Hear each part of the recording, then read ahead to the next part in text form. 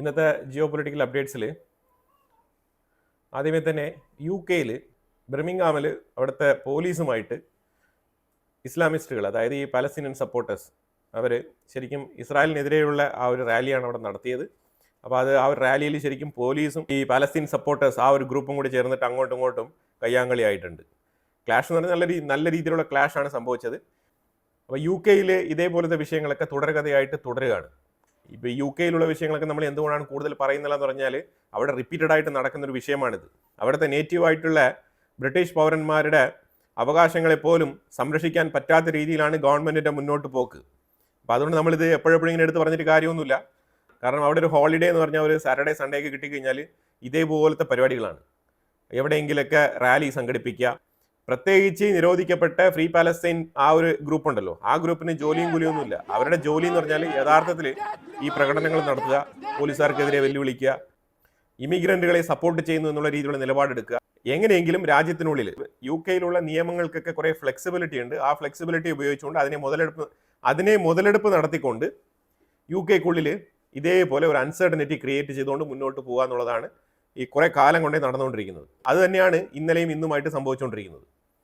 കസഖസ്ഥാൻ, റഷ്യയുടെ തൊട്ടടുത്ത് കിടക്കുന്ന വലിയൊരു ബോർഡർ റേഞ്ച് റഷ്യയുമായിട്ട് വലിയൊരു അതിർത്തി പങ്കിടുന്ന ഒരു രാജ്യമാണ് കസഖസ്ഥാൻ. ഈ കസഖസ്ഥാൻ ഇപ്പം അമേരിക്കയോടൊപ്പം ചേർന്നിട്ട് അബ്രഹാം അക്കോർഡിലേക്ക് ജോയിൻ ചെയ്യാണ്. അതുമായിട്ട് ബന്ധപ്പെട്ട നടപടിക്രമങ്ങൾ മുന്നോട്ട് നീക്കുന്നുണ്ട്. അതുപോലെ തന്നെ അമേരിക്കയെ സംബന്ധിച്ചിടത്തോളം കസഖസ്ഥാൻ ഏതാണ്ട് ബില്യൺ കണക്കിൽ ഡോളർ ഇൻവെസ്റ്റ്മെന്റ് നടത്താമെന്ന് പറഞ്ഞിട്ടുണ്ട്. അതുപോലെ ഉസ്ബെക്കിസ്ഥാൻ അവരും ഇൻവെസ്റ്റ്മെന്റ് നടത്താമെന്ന് പറഞ്ഞിട്ടുണ്ട്. സെൻട്രൽ ഏഷ്യയിൽ ചൈനയ്ക്കും റഷ്യയ്ക്കും എതിരെ അമേരിക്ക ഇറങ്ങി വരുന്നുണ്ട്. ഈ സെൻട്രൽ ഏഷ്യയിൽ പ്രത്യേകിച്ച് കസഖസ്ഥാൻ, കിർഗിസ്ഥാൻ, അസർബൈജാൻ, അർമേനിയ. ഇതിനകത്ത് അസർബൈജാനാണ് ഇപ്പോൾ വളരെ നിർണായകമായിട്ടുള്ള ഒരു സ്റ്റെപ്പ് എടുക്കുന്നത്. അബ്രഹാം അക്കോർഡിൽ ജോയിൻ ചെയ്യാൻ തയ്യാറാണെന്ന് അസർബൈജാൻ കൂടി പറഞ്ഞു വെക്കുന്നുണ്ട്. അവരെ ഇതുമായിട്ട് ബന്ധപ്പെട്ട് എഗ്രിമെന്റുകളൊന്നും സൈൻ ചെയ്തിട്ടില്ല, പക്ഷേ അവർ സ്റ്റേറ്റ്മെന്റ് പറഞ്ഞിട്ടുണ്ട്. ഇപ്പോൾ ഏഷ്യൻ സൈഡിലുള്ള രാജ്യങ്ങൾ, അപ്പോൾ ഇത് അസർബൈജാനൊക്കെ അബ്രഹാം അക്കോർഡിൽ ജോയിൻ ചെയ്യാന്ന് പറഞ്ഞാൽ ഇറാനിന് കിട്ടുന്ന ഒരു തിരിച്ചടിയാണത്. ആ രീതിയിൽ അമേരിക്ക സെൻട്രൽ ഏഷ്യയിൽ കയറി നന്നായിട്ട് കളിക്കുന്നുണ്ട്. ഇൻഡയറക്ട്ലി ചൈനയ്ക്കിട്ട് പണി കൊടുക്കാൻ തന്നെയാണ് അമേരിക്ക ഇറങ്ങിയിരിക്കുന്നത്. ഇതിനകത്ത് മെയിനായിട്ട് പറഞ്ഞു കഴിഞ്ഞാൽ ചൈന റെയർ എർത്ത് എലമെന്റ്സുമായിട്ട് ബന്ധപ്പെട്ട് പുതിയ കുറച്ച് നിയമങ്ങളൊക്കെ ഉൾപ്പെടുത്തിക്കൊണ്ടുള്ള എഗ്രിമെന്റ് തയ്യാറാക്കുന്നുണ്ട്. പുതിയ എഗ്രിമെന്റിൽ സൈൻ ചെയ്യുന്ന ആൾക്കാർക്ക് മാത്രമാണ് റെയർ എർത്ത് എലമെന്റ്സ് കൊടുക്കുക. അതും തന്നെ മാസീവായിട്ടുള്ള ലാർജ് ക്വാണ്ടിറ്റി നിർത്തിയിരിക്കുകയാണ്. ലാർജ് ക്വാണ്ടിറ്റി ഇപ്പോഴും കൊടുക്കൂല. പിന്നെ എല്ലാ റെയർ എർത്ത് എലമെന്റ്സിന്റെ കരാറുകളും 1 ഇയറിലേക്കാണ്. എല്ലാ റെയർ എർത്ത് എലമെന്റ്സിന്റെ കരാറുകളും 1 ഇയറിലേക്ക് പരിമിതപ്പെടുത്തിയിട്ടുണ്ട്. ഒരു വർഷത്തിൽ കൂടുതൽ വാലിഡിറ്റിയുള്ള ഒരു റെയർ എർത്ത് എലമെന്റ്സ് ഡീലിങ്സും ചൈന സൈൻ ചെയ്യുന്നില്ല. അപ്പോൾ അതായത് ചൈനയുമായിട്ട് എവറി ഇയർ ഈ ഒരു നെഗോസിയേഷൻ നടന്നുകൊണ്ടേയിരിക്കണം എന്ന് ചൈന പ്രതീക്ഷിക്കുന്നുണ്ട്. ആ നെഗോസിയേഷനിൽ ചൈന അവർക്ക് വേണ്ട രീതിയിൽ ഡിപ്ലോമാറ്റിക് നെഗോസിയേഷൻ പോയിന്റ് ആയിട്ട് എവറി ഇയർ ഇത് എടുത്തുകൊണ്ട് വരികയാണ്. അപ്പോൾ അതായത് അവർക്ക് വേണ്ട കാര്യങ്ങളെല്ലാം ആ 1 ഇയർ ആകുമ്പോഴത്തേക്കും അവർ ആ രാജ്യവുമായിട്ട് ഇരുന്ന് നെഗോഷിയേറ്റ് ചെയ്ത് അവർക്ക് വേണ്ട രീതിയിൽ അതിനെ വരുത്തി തീർക്കും. ചൈന വളരെ എഫിഷ്യൻ്റ് ആയിട്ടുള്ള ഒരു ഡിസിഷനാണ് ഈ റെയർ എർത്ത് എലമെന്റ്സിൽ എടുത്തിരിക്കുന്നത്. ഇന്ത്യക്കും റെയർ എർത്ത് എലമെന്റ്സുമായിട്ട് ബന്ധപ്പെട്ട എഗ്രിമെന്റുകൾ കിട്ടിയിട്ടുണ്ട്. ചൈനയിൽ നിന്നുമുള്ള 4 കമ്പനികളാണ് ഇന്ത്യയുമായിട്ട് എഗ്രിമെന്റ് സൈൻ ചെയ്തിരിക്കുന്നത്. ഇതിനകത്തെല്ലാം തന്നെ ഇൻഡയറക്റ്റ് ഷിപ്മെന്റ് പാടില്ല. ചൈന എടുത്ത് റെയർ എർത്ത് എലമെന്റ്സ് വാങ്ങിച്ചിട്ട് അതിനെ മറ്റൊരു രാജ്യത്തിലേക്ക് വിൽക്കാൻ പാടില്ല എന്നുള്ള ഒരു ക്ലോസും കൂടി ഇതിനകത്ത് എഴുതി പിടിപ്പിച്ചിട്ടുണ്ട്. ഇതാണ് നിലവിലെ ചൈനയുടെ റെയർ എർത്ത് എലമെന്റ്സുമായിട്ട് ബന്ധപ്പെട്ട വിഷയം. അപ്പോൾ അമേരിക്കയ്ക്ക് തന്നെ ഒരുപാട് മാസീവായിട്ടുള്ള ക്വാണ്ടിറ്റിയിൽ റെയർ എർത്ത് എലമെന്റ്സ് പ്രതീക്ഷിക്കേണ്ട എന്നാണ് ചൈന പറഞ്ഞു വെക്കുന്നത്. എനിവേ, ചൈനയ്ക്ക് കിട്ടുന്ന തിരിച്ചടി എന്ന് പറഞ്ഞാൽ ഇപ്പോൾ ഇതിനകത്ത് വളരെ ക്രൂഷ്യലായിട്ടുള്ള ഒരു വിഷയം സംഭവിച്ചിട്ടുണ്ട്. അതായത് ഞാൻ 2 ദിവസങ്ങൾക്ക് മുമ്പ് നമ്മുടെ വാർത്തയിൽ സൂചിപ്പിച്ചിട്ടുണ്ടായിരുന്നു, 700 ചൈനീസ് ഇലക്ട്രോണിക് വെഹിക്കിൾസ് EV കാറുകൾ ഇസ്രായേൽ അവരുടെ രാജ്യത്തിൽ നിന്നും നീക്കം ചെയ്തിട്ടുണ്ടായിരുന്നു.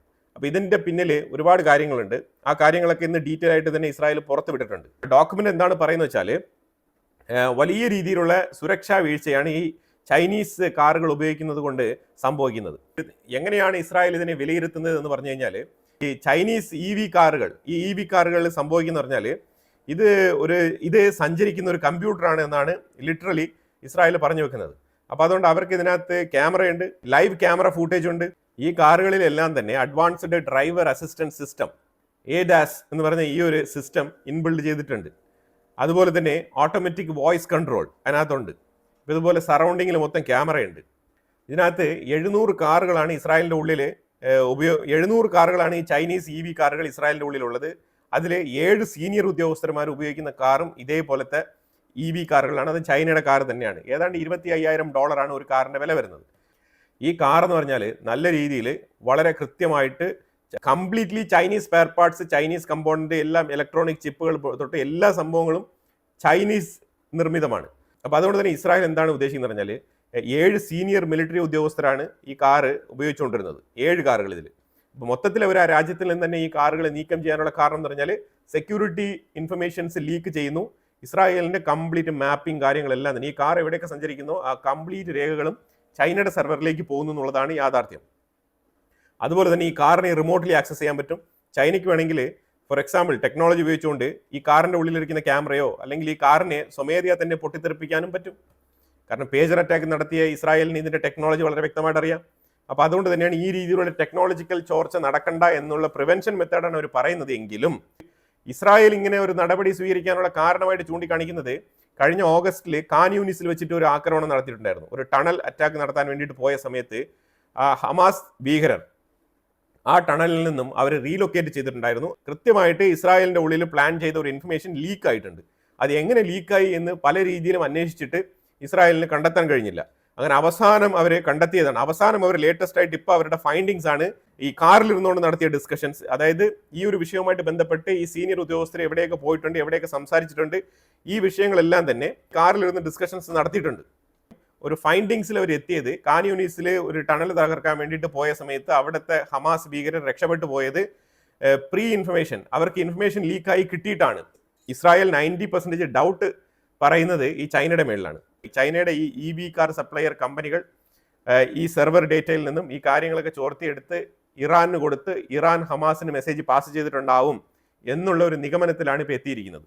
അപ്പോൾ അതിൻ്റെ പേരിലാണ് അങ്ങനെയാണെങ്കിൽ ഈ കാറുകളെ വെച്ചിട്ട് എന്തും സാധിക്കും ഇസ്രായേലിൻ്റെ ഉള്ളിൽ. പല സീനിയർ ഉദ്യോഗസ്ഥരുടെ കാറുകളും പൊട്ടിത്തെറിച്ച് കഴിഞ്ഞാൽ അത് വലിയൊരു സുരക്ഷാ വീഴ്ചയല്ലേ. അപ്പോൾ അത് മുൻകൂട്ടി കണ്ടാണ് ഇസ്രായേൽ ഇപ്പോൾ ഇതിനെ നീക്കം ചെയ്തത്.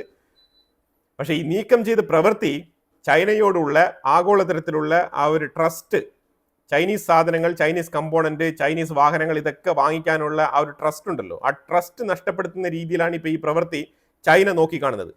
ചൈനയുടെ എംബസി ശക്തമായിട്ട് ഇതിനോട് വിയോജിപ്പ് രേഖപ്പെടുത്തിയിട്ടുണ്ട്. അങ്ങനെയൊന്നുമല്ല, ഇസ്രായേൽ പറയുന്ന ക്ലെയിം ഞങ്ങൾ ഒരിക്കലും മുഖവിലേക്ക് എടുക്കുന്നില്ല, അത് അവരുടെ തെറ്റിദ്ധാരണ മാത്രമാണ് എന്നൊക്കെ പറഞ്ഞിട്ടുണ്ടെങ്കിലും ചൈനയ്ക്ക് ആഗോളതലത്തിലും പ്രത്യേകിച്ചും ഒരു EV കാർ മാനുഫാക്ചറിങ് ഇൻഡസ്ട്രിയിൽ ഒരു തിരിച്ചടിയാവാനുള്ള സാധ്യതയാണ് കാണുന്നത്. അതാണ് ഇപ്പോൾ ഇസ്രായേലിന്റെ ഈ ഒരു നടപടി വെച്ച് നോക്കുമ്പോഴത്തേക്കും നമുക്ക് മനസ്സിലാക്കാൻ പറ്റുന്നത്. പക്ഷേ ഇസ്രായേൽ ഈ ഫുൾ ഡേറ്റ ഇസ്രായേലിന്റെ ഫോറിൻ മിനിസ്റ്റർ അടക്കം ഇന്ത്യയിൽ എത്തിയിരുന്ന സമയത്ത്, ഈ 2 ദിവസങ്ങൾക്ക് മുമ്പ് ഇന്ത്യയിൽ എത്തിയിരുന്ന സമയത്ത് അജിത് ഡോവലുമായി ഇന്ത്യയുടെ ഡിഫൻസ് സെക്ടറുമായിട്ടൊക്കെ ഇതിനെക്കുറിച്ച് വിശദമായി ഡിസ്കഷൻ നടത്തിയതായിട്ട് പറയപ്പെടുന്നുണ്ട്. അതുപോലെ ചൈനീസ് കമ്പോണൻസ് പരമാവധി ഈ ഇലക്ട്രോണിക് മേഖലയിൽ നിന്നും ഒഴിവാക്കാനുള്ള നിർദ്ദേശം ഇസ്രായേൽ കൊടുത്തിട്ടുണ്ട്. പക്ഷേ ഇത് എത്രമാത്രം സാധ്യമാണെന്ന് ചോദിച്ചു കഴിഞ്ഞാൽ നമുക്കറിയില്ല. പക്ഷേ ചൈനയ്ക്ക് ഇസ്രായേൽ എടുത്ത ഈ ഒരു നടപടി ക്ഷീണമുണ്ടാക്കും എന്നാണ് മനസ്സിലാക്കാൻ പറ്റുന്നത്. പക്ഷേ അമേരിക്കയ്ക്ക് ഇതൊരു അഡ്വാൻറ്റേജ് ആണ്. ഇസ്രായേൽ അവരുടെ നാഷണൽ സെക്യൂരിറ്റിയുടെ ഭാഗമായിട്ട് ഇങ്ങനൊരു നടപടി സ്വീകരിച്ചെങ്കിലും ഇത് ഭാഗികമായിട്ട് ഗുണം ചെയ്യുന്നത് അമേരിക്കയ്ക്കാണ്. അമേരിക്ക ജസ്റ്റ് ചൈനയുമായിട്ട് നെഗോഷിയേറ്റ് ചെയ്തിട്ട് പോകുന്ന സാഹചര്യത്തിൽ റെയർ എർത്ത് എലമെന്റ്സ് ഒരുപാട് ഞങ്ങൾ അയക്കില്ല, ലാർജ് ക്വാണ്ടിറ്റി അയക്കില്ല എന്നൊക്കെ പറഞ്ഞുകൊണ്ടിരിക്കുന്ന സാഹചര്യത്തിൽ ഇനി ചൈനയുടെ കംപ്ലീറ്റഡ് പ്രോഡക്റ്റ് ആൾക്കാർ സ്വീകരിക്കുന്നില്ല എങ്കിൽ അതൊരു തിരിച്ചടിയാവാനുള്ള സാധ്യതയുണ്ട്. അപ്പം ചൈനീസ് കമ്പോണന്റുകൾ ഉൾപ്പെടുത്തിയ കാറുകൾ തന്നെ ഇസ്രായേൽ ഡൗട്ട്ഫുള്ളി ആണ് തന്നെ നോക്കിക്കാണുന്നത്. അങ്ങനെ നോക്കിക്കഴിഞ്ഞാൽ മെജോറിറ്റി കാറുകൾക്കെല്ലാം തന്നെ ചൈനീസ് കമ്പോണൻസ് ഉണ്ട്. ഇത് ശരിക്കും പറഞ്ഞാൽ ഒരു പ്രതിസന്ധി തന്നെയാണ് EV മാനുഫാക്ചറിങ് ഇൻഡസ്ട്രിയിൽ. ഇസ്രായേലിന്റെ ആർമിയുടെ ചീഫായിട്ടുള്ള ഇയാൽ സാമിറാണ് ഈ ഒരു വിഷയം പുറത്ത് പറഞ്ഞത്. ഈ കാറുകൾക്കൊക്കെ 360 ഡിഗ്രിയിൽ ക്യാമറ റൊട്ടേറ്റ് ചെയ്ത് നോക്കാനുള്ള കപ്പാസിറ്റി ഉണ്ട്. അപ്പോൾ അതുകൊണ്ട് ഫുള്ളി വിസിബിൾ ആയിട്ടുള്ള ഒരു ഇലക്ട്രോണിക് ബ്രെയിൻ ആണ് ഈ കാർ എന്നാണ് പറയുന്നത്. പിന്നെ അടുത്ത ട്രംപ് പറഞ്ഞിരിക്കുന്നത് എനിക്ക് ഇന്ത്യയിലേക്ക് വരാൻ താല്പര്യമുണ്ട്, പ്രൈം മിനിസ്റ്റർ മോദി എന്നെ ക്ഷണിച്ചിട്ടുണ്ട് എന്നുള്ള സ്റ്റേറ്റ്മെന്റ് ഒക്കെ ട്രംപ് പറയുന്നുണ്ട്. പക്ഷേ ഇന്ത്യയുമായിട്ട് ട്രേഡ് നെഗോസിയേഷൻ മുന്നോട്ട് പോകുന്നുണ്ട്. ഇത് മാസങ്ങളായിട്ട് പറയുന്നുണ്ട് ട്രേഡ് നെഗോസിയേഷന്റെ കാര്യം. വളരെ വൈകാതെ തന്നെ, വളരെ പെട്ടെന്ന് തന്നെ ഇന്ത്യയുമായിട്ട് ഈ ബൈലേറ്ററൽ ട്രേഡ് എഗ്രിമെന്റിൽ ഒരു തീരുമാനം ഉണ്ടാകും എന്നുള്ള പ്രതീക്ഷയൊക്കെ ട്രംപ് പറയുന്നുണ്ട്. സെൻട്രൽ ഏഷ്യയുടെ ഭാഗത്ത് നിന്ന് ഉസ്ബെക്കിസ്ഥാൻ $100 ബില്യൺ അമേരിക്കയിലേക്ക് ഇൻവെസ്റ്റ്മെന്റ് നടത്താമെന്ന് അംഗീകരിച്ചിട്ടുണ്ട്.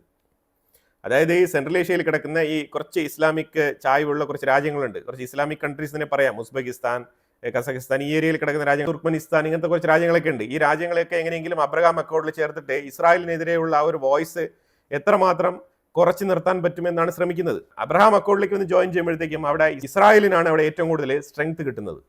പ്രധാനമായിട്ട് ഈ വിഷയത്തിൽ ഇസ്രായേൽ ചെറി എന്ന് പറഞ്ഞ ഒരു ചൈനീസ് കമ്പനിയുടെ കാറാണ് ഏറ്റവും കൂടുതൽ ഈ 700 കാറുകൾ പിൻവലിച്ചിരിക്കുന്നത്. ഇതിനെക്കുറിച്ചുള്ള അഭിപ്രായങ്ങൾ കമന്റ് ബോക്സിൽ രേഖപ്പെടുത്തുക. കൂടുതൽ വാർത്തകളുമായിട്ട് അടുത്ത വീഡിയോയിൽ വരാം. Thank you so much.